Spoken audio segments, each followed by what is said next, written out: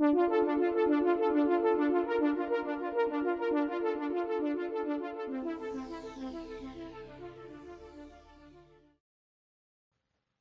focused very heavily on games in recent releases of Modo, and in this case, I'm using the Unreal Bridge to bring in assets from a game called Kiter the Awakening from GadgetBot.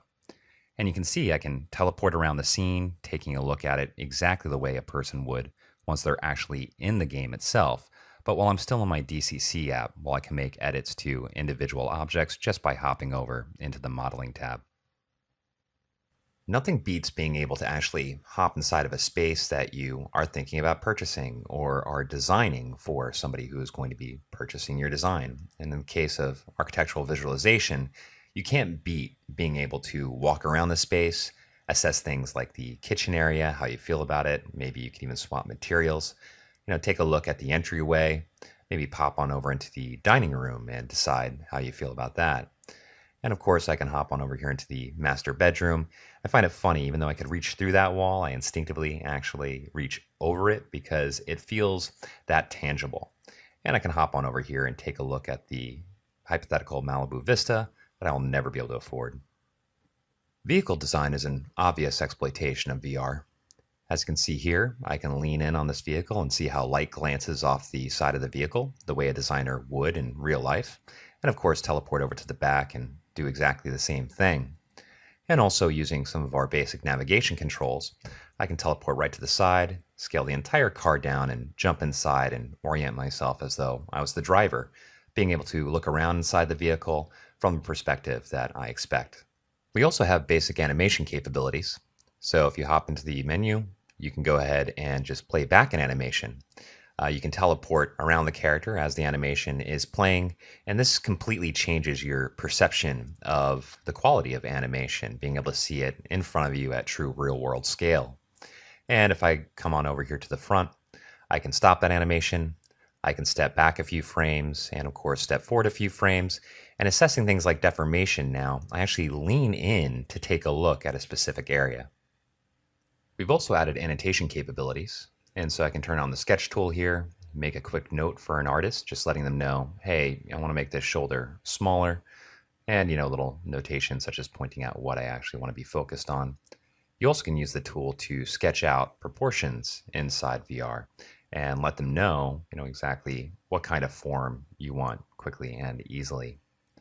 You also can take snapshots. This creates a camera in your scene, as you can see here, and I can create multiple cameras and then switch back and forth between those cameras using the annotations UI here, making it easy for people to jump back and forth between the areas that you want to notate. Also, when you create this camera, it automatically saves a JPEG to the folder for your project, so you can just pass that on in an email if you don't want to have the artist hop into the VR experience.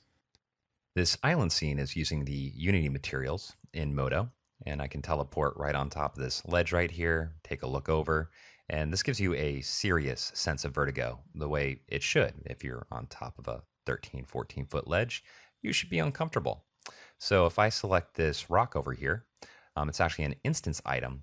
I can just grab it with the center handle and drag it over to the other side of the map, putting it in place.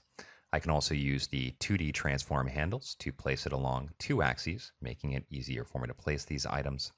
And we also have basic duplication and instancing controls.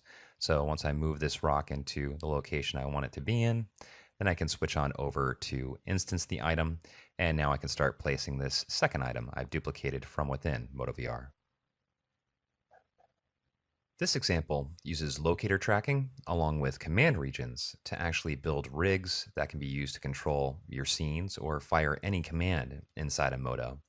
Right now what I'm doing is I'm clicking on top of these various palette items that have different materials. I'm switching the material on the vehicle, and of course I'm also running an animation simultaneously because of Modo's actions and actors method behind our animation system. I can drop this entire rig out in space by dropping the locator tracking, and then of course use the transform controls to scale it up, making it a control system for a specific scene. But this can also be used to concept VR interaction in Modo VR, or of course also to concept for other applications. And this is something that we're going to be talking with our users much more extensively over the coming months. Here's another basic exploitation of locator tracking. In this case, I have the tracking attached to the HMD, and you can see right there, the eye is suddenly locked to me. So it's a basic eye rig on this character that as I move around, her eyes are always pointing where I think my eyes are. And aside from this being extremely disturbing, it's super awesome because you can imagine the other exploitations in the future. Props are, of course, an important aspect to consider. And here with locator tracking, I can take a prop like this weapon that might be used in a desktop or a VR game and attach it directly to my controller. There are also additional controls so that I can switch over to the other hand and actually set things up so I can hold it exactly the way I would in either the desktop or VR experiences, dramatically improving my understanding of the asset I've created. I'm a big fan of using Modo's rigging system inside of Modo VR, and in this example, I'm in another scene from Kaitor the Awakening, and this is one of the characters you play as, and it has customizable armor that you can place on various parts of the body. And what I've done is I've set that up with our replicator system, which is our particle-based instancing, and when you move this locator along X, it actually randomly chooses a different piece of armor to put in place, letting you understand what the various combinations are going to look like when users are just slapping on these random bits of armor on the main character. And this is a shoe colorway scene that I've created in a hypothetical like holodeck of sorts. And I can assess the shoe in a lot of different ways. I can switch colors by clicking on these palette buttons that I have fly out from the holographic projector. I can also run a basic turntable from this holographic button on the left. And this, of course, is making heavy usage of command regions and also our animation system. Now, what's important to clarify here is I'm going to be making some videos on teaching people how to create scenes like this and how to create scene-based and also controller-based UIs. So you can actually have interactive experiences inside of Modo, and also so you can tell us how you want to have a VR UI and UX created for a DCC application.